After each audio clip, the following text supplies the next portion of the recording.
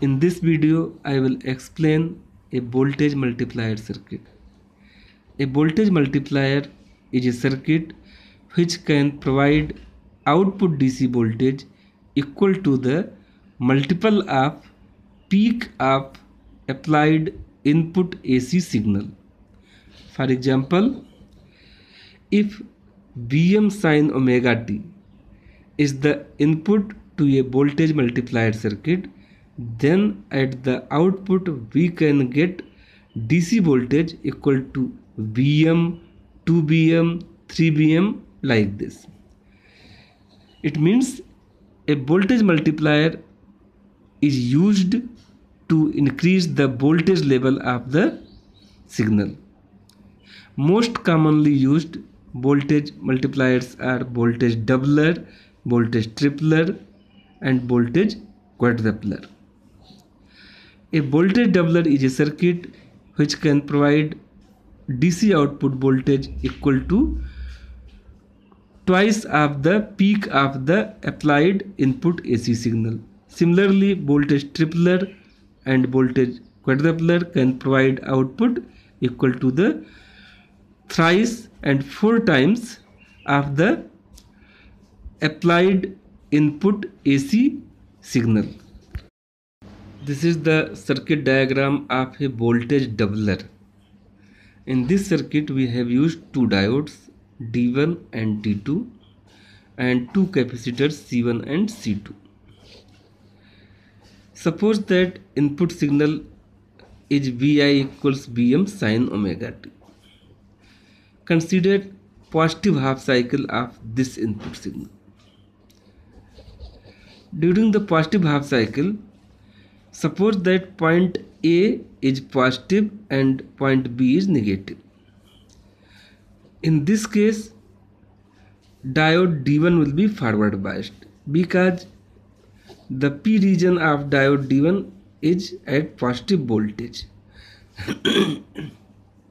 whereas N region will be at negative voltage. So diode D1 will be forward biased, and diode D2, here N region will be at the positive voltage and P region will be at the negative voltage, means diode D2 will be in reverse biased condition. A forward biased ideal diode can be replaced by short circuit, so we can replace diode D1 as short circuit, and reverse biased ideal diode can be replaced by open circuit, so we replace this diode by open circuit. When diode D1 is short circuited, in that case the input signal Vi, which is Vm sin omega t, will appear in parallel across the capacitor C1. In this case, this input signal will charge the capacitor C1. Since the maximum value of the input signal is Vm, so capacitor C1 will be charged up to level V. Since during positive half cycle diode D2 is in reverse biased condition, so it will be replaced by open circuit. In this case, there will be no connectivity of input signal with capacitor C2. Now consider negative half cycle of the input signal. In negative half cycle, let us consider that terminal A is negative with respect to terminal B. When A is negative, in this case diode D1 will be in reverse biased condition and diode D2 will be in forward biased condition, because now N region of diode D2 is connected with the negative voltage and P region is connected with the positive voltage. So during the negative half cycle, diode D1 will act as open circuit. In this case, there will be no connectivity of input signal with capacitor C1. diode D2 is in forward biased condition, so it can be replaced by short circuit. In this case, the input signal Bi will appear across the capacitor C2 in parallel with terminal A is negative and terminal B is positive. This will charge the capacitor C2 up to voltage level Vm, because Vm is the peak of the applied input signal, with the polarity shown here in this figure. Because during the negative half cycle terminal A is negative, so this point will be negative, and B is positive, so this point will be positive. So capacitor C2 will charge up to level Vm according to the polarity shown in figure. In this way, during positive half cycle, the capacitor C1 charges up to level Bm with the polarity shown in figure, because in positive half cycle diode D1 conduct. In positive half cycle A is positive and B is negative, so the polarity of voltage across capacitor C1 will be according to shown in the figure.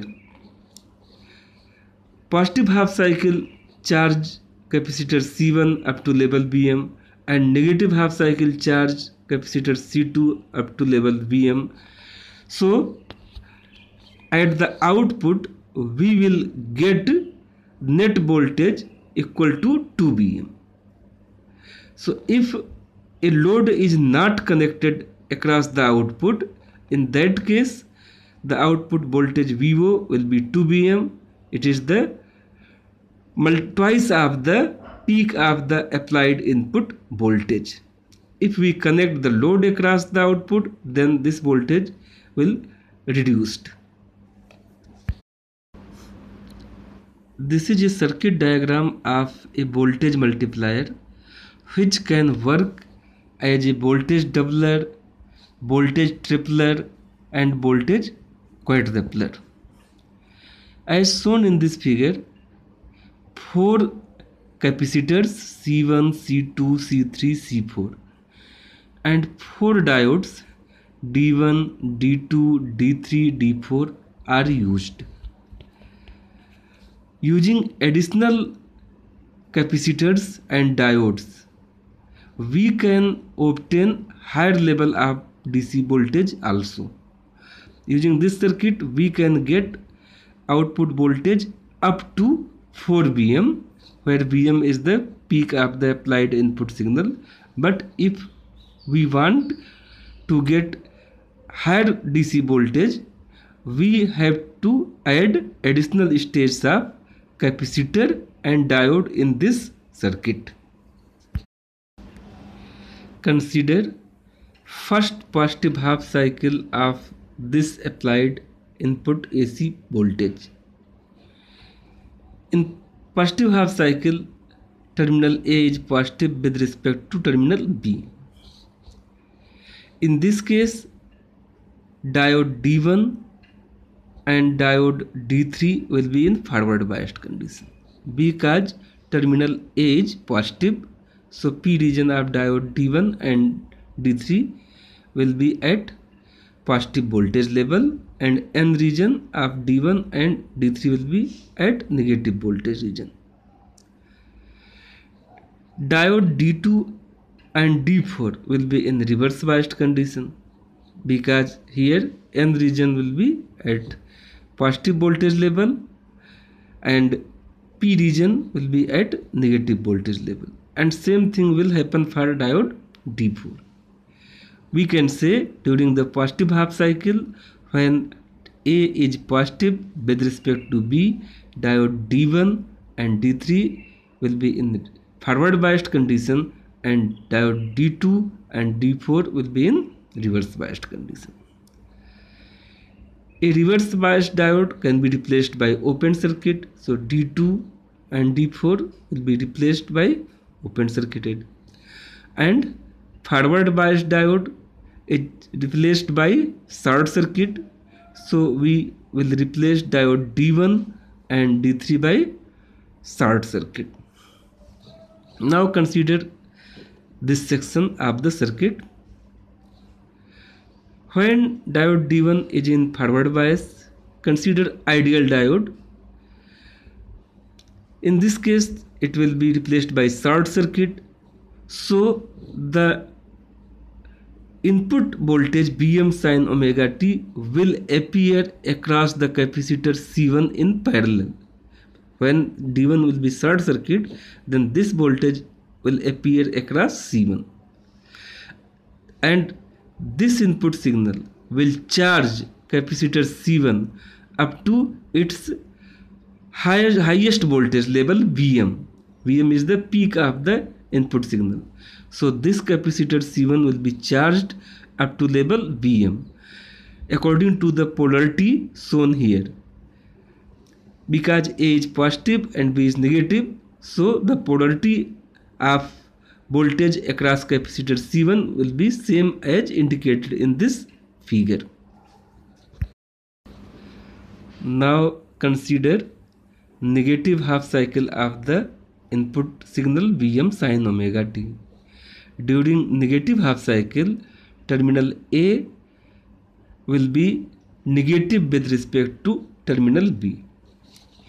In this case, diode D1 and diode D3 will be reverse biased condition, and diode D2 and diode D4 will be forward biased condition, because P region of D1 and D3 will be at here negative voltage level, and N region of D1 and D3 will be at positive voltage level. N region of D2 and D4 will be at negative voltage level, and P region of D2 and D4 will be at positive voltage level during the negative half cycle. So D2 and D4 will be at in forward biased condition. All the reverse biased diode can be replaced by open circuit. So we replace D1 and D3 by open circuit, and all the forward biased diode can be replaced by short circuit. So we will replace diode D2 and D4 by short circuit. Now replace this by open circuit and D2 by short circuit. Now consider the capacitor C2. In the negative half cycle, total voltage across capacitor C2 will be voltage across capacitor C1 plus input voltage Vm sin omega t.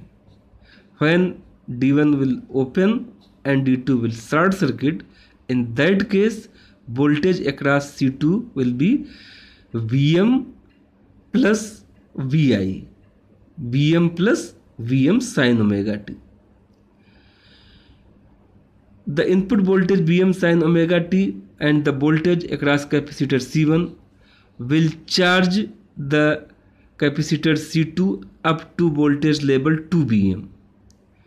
Because the peak value of the input voltage is Vm, it will charge the capacitor up to Vm, and capacitor C1 is at voltage level Vm. So Vm plus Vm will be 2 Vm. So total voltage across the capacitor C2 will be 2 Vm.